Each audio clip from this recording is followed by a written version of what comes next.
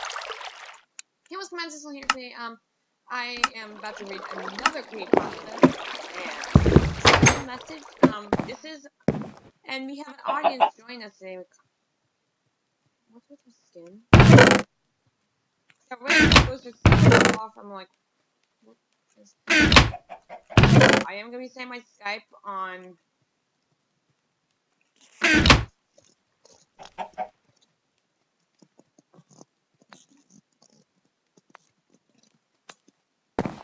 I didn't put that right because my keyboard sucks.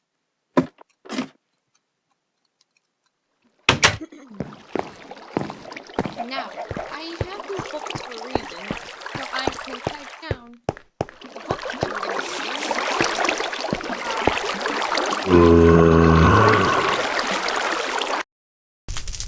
And another thing, Kazi Cosmos here will be my audience, and she's also improving my area better. And creepers need to learn to shut up. And yes, if you read down there, she's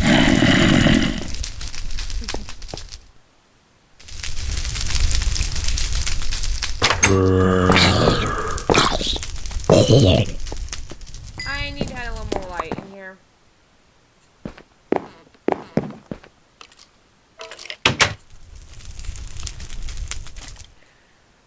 But yeah, just give me the story we're reading.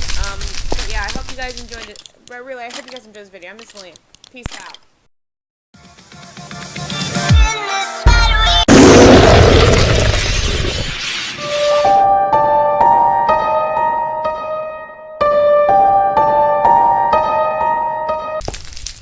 Ms.Mileena today. I am here with nobody except Kazi Cosmos. She is, oh wow, looks a lot more cool.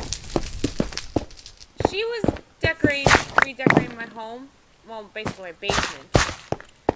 And before I begin reading the story, before I introduce it, I must show you something pretty interesting.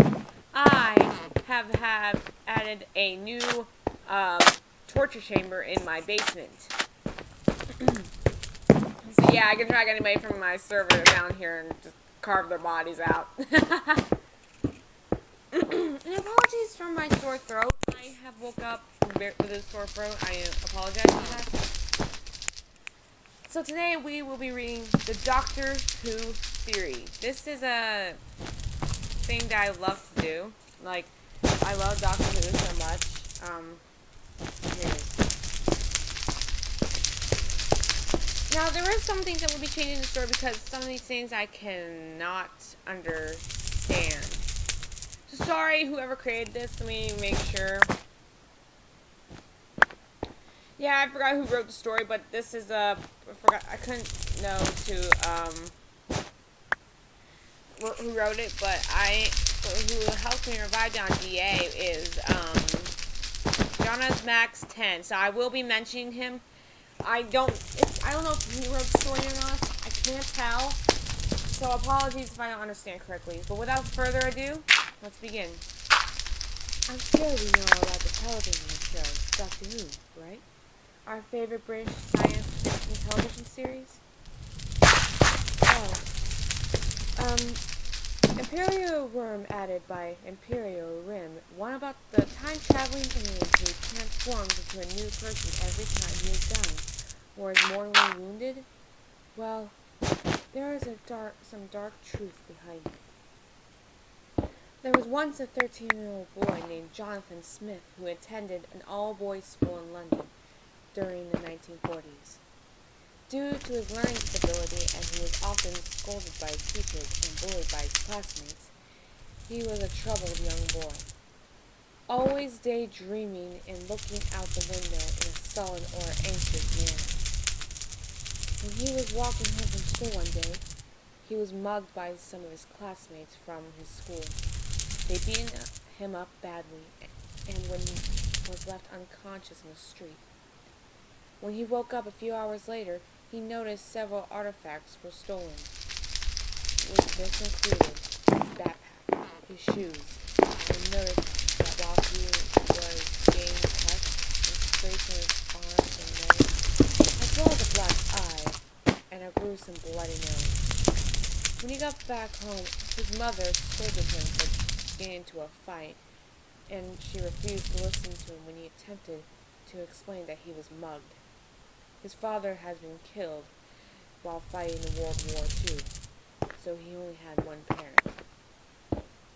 That night, Jonathan changed from a depressed, tormented boy to a blooded killer. The next day, one of the boys who had mugged him was found dead in his room. His throat slit. Jonathan was tired of being bullied and beaten by all around him, so he decided that it would happen no more. He would kill all who had tormented him. He decided not to go to school that day and go to the park instead, by himself. Surprisingly, the boys from the school showed up at the park hearing about their friend's murder. They assumed it was him who had killed him. They tried to kill Jonathan, and they strangled and choked him, but he fought back, and the two boys were found dead hours later, suffering same fate for their previous boy who had been murdered. When Jonathan faked out being sick to avoid going to school one day, his teacher, Mr. Hartel, was suspicious of him and decided to go to his house and talk to his mother. When Mr. Hartel decided to call the police on him, Jonathan shot and killed him and his mother. Then he had locked their bodies in a trunk down the cellar of the house. He decided to run away from the deserted house and live in the streets where no one would find him. He made his own secret hideout in a cavern underneath the streets of London that he discovered while he was hiding the sewers from the policemen. He began enjoying killing, so he killed everyone he saw on the streets. He killed innocents, helpless innocents, because he was tormented sight. What he told him to do, kill for fun, is his consciousness has told him. Eventually, the police discovered where Jonathan was hiding, and he was arrested and taken to an insane asylum. In the asylum, he often fell asleep and imagined himself on another planet. He called his imaginary planet Gallifrey, and he believed that the inhabitants of Gallifrey would change their appearance whenever they were mortally wounded. This was based on how sometimes he would disguise himself whenever the police came looking. In his imagination, he took the form of Mr. Hartel and believed he had taken Mr. Hartel's soul when he killed him. He believed that all his victims' souls were in his body, that whenever he died in his imaginary world, that he would take the form of his victims. 14 years later, in 1962, a television producer named Sidney Newman visited the asylum where Jonathan was imprisoned to help children there. Newman was the creator of Doctor Who, and he would create the show 1 year later. And he heard that Jonathan had a good imagination, so he asked him if he could help him with his upcoming show. Newman thought of the concept of time and travel in the show, and the concept of the telephone box, which is also the TARDIS at the time machine. Sorry, I'm not reading correctly. It was Jonathan who had invented the concept of Gallifrey and the Time Lords. The first actor who played the Doctor in 1963 was William Hartel, who bore as a resemblance of Mr. Hartel. Jonathan wanted the Doctor just to be like his imagination, to look like his victims.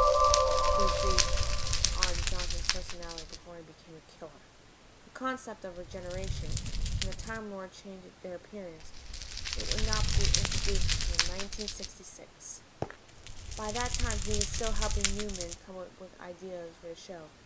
Every actor that played the Doctor was supposed to look like one of Jonathan's victims, and Newman had done these ideas for the show without knowing Jonathan had been thinking.